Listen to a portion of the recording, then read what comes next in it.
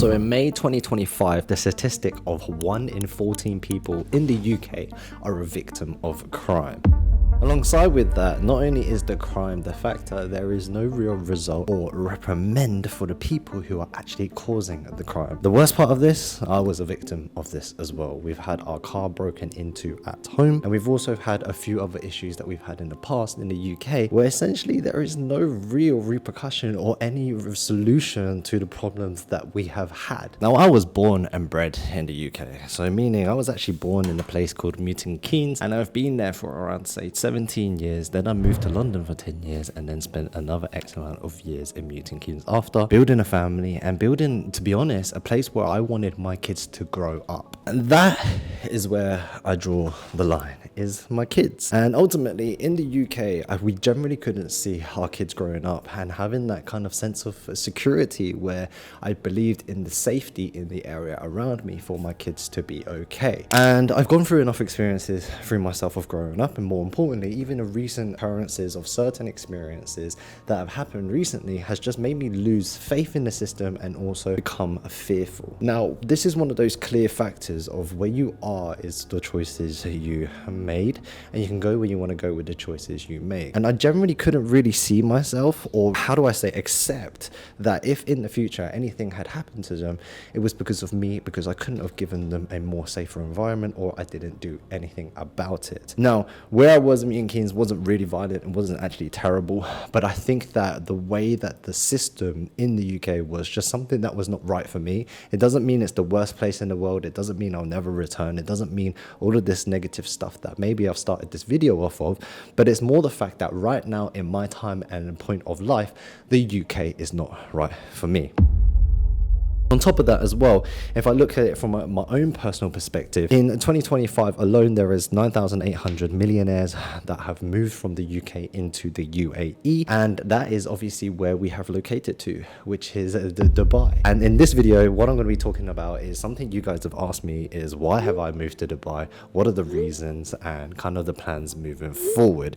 Which is, I guess now I can kind of share a little bit of my life with you guys now because I'm a bit more free. So what is happening, guys? My name is Dan Chung, aka Champ.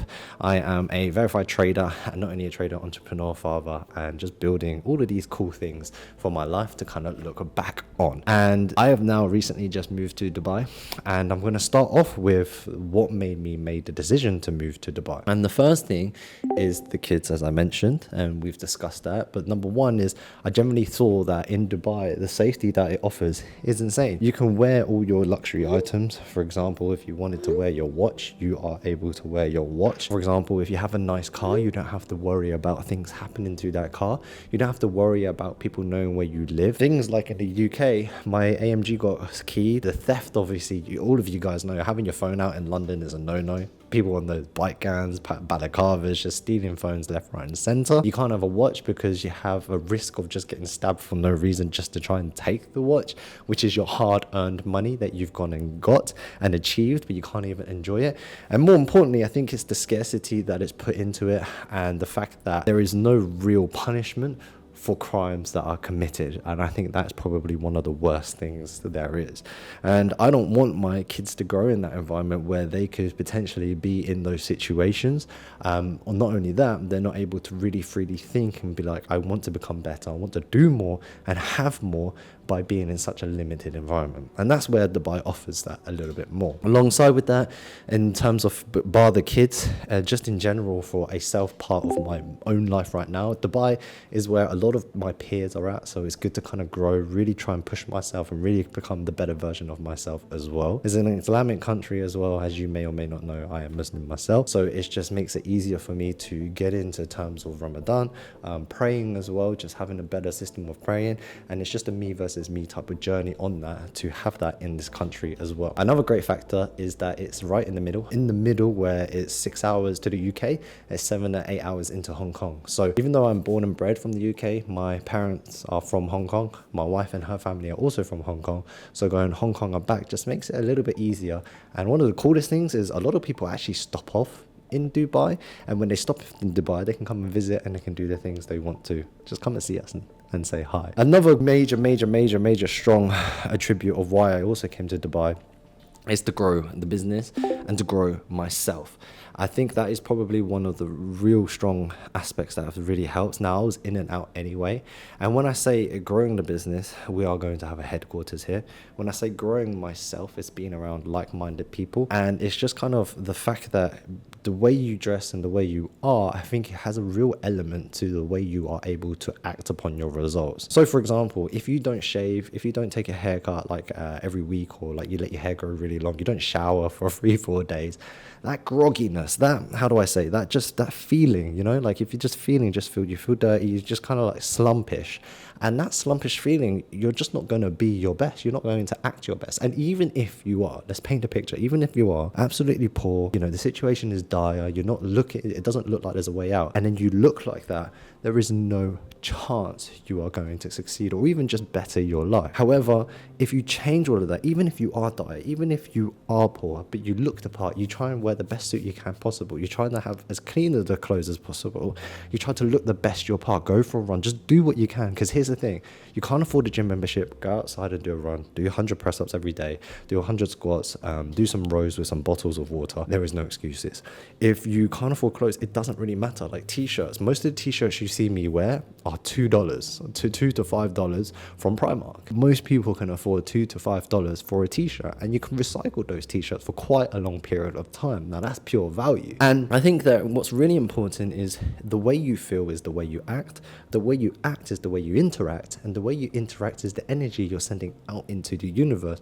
Therefore is what you give, is obviously Newton's third law, opposite forces of attraction. You will get another reaction back to you. So why I went through all of that as a story is to kind of remind you is that in Dubai, that is actually one of the biggest things as well. You're going to meet a lot of like-minded people. I think one of the number one things that I've kind of just realized myself recently of being here is the diversity of people that are here, from Belgium to the Netherlands, to Hong Kong, to China, to Pakistan, India, the UK. They were just people of all different shapes and sizes of the whole world that are in one place and one middle part of the world. And with these all different experiences and this multicultural diversity, it helps you really understand different perspectives. People can do it from all places of the world. They differ from different scenarios and different backgrounds. It just is motivating, it's inspiring, and it's also humbling, and definitely makes you think bigger and become bigger, and then you have the ceiling which is unlocked. Now, if this is a video, I'm not really too sure of what else there is, but I've just had like literally I'd say 100 comments of, can you please do a video of why you've moved to Dubai? I hope this answers some of your questions. And then the final bit, I guess, which is from some of the reasons why I've moved, is what will happen next. And I guess a really great side from the content side of you is that now I feel like there has been a shadow or a wall that has been lifted between me and you. Now, if you did or didn't know, a lot of my content is posted a lot after the relevant event has happened. Not only if the event has happened, it's gone past that, I also really don't share a lot of personal stuff too much, or I'm very, I would say strategic, or more scared or smarter about how I post. Now, that's still going to be there, but the reason of that is I don't want to post when I'm in London, because then people know I'm there. It sounds so silly, but it's also true. I also don't want to have any of my stuff in the UK at home, like say the watches which I just shown you. I would never do that in the UK of a video, but I can do that here because it's safe. So again, these levels of transparency, and it's also, I guess, me just enjoying my life, not only enjoying my life, me being able to share my life with you guys. So I'll be basically making a lot more vlog out here as well, and in these vlogs and in this series I'll be able to share with you just like what's happening, the stories, the FTMO challenge. I'm taking on 10 students to become FTMO funded. I'm also trading my personal account as well. In 6 months time we've got a huge update. So I'm just going to share this whole journey with you whilst I'm here in my time in Dubai, where I'm able to kind of,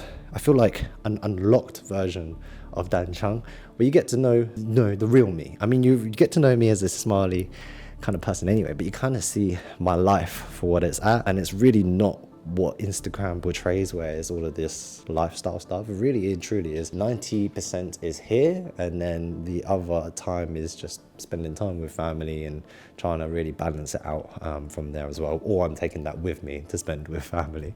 So I hope this video was good. If you do have any questions, do let me know, because I'm going to do a Q&A video. So in this video you can ask any questions you would like to know about me, any questions about this whole move and everything like that. And yeah, I hope you guys enjoyed this video. You know, we'll probably do a meetup in Dubai, so if you do follow us on Instagram. We're nearly at 200k on Instagram now, which is kind of crazy, and I appreciate every single one of you. So remember to like, share and subscribe, because speaking of 200k, we're nearly 100k on YouTube, and I really want to hit 200k. Like, now I've landed in Dubai, YouTube is my main focus for until the end of the year. It's always been a passion, and it's growing on me massively now, and I wouldn't be here without you guys. So I appreciate you. Remember to like, share and subscribe for the 5th millionth time, and see you in the next video. Champ out. Peace.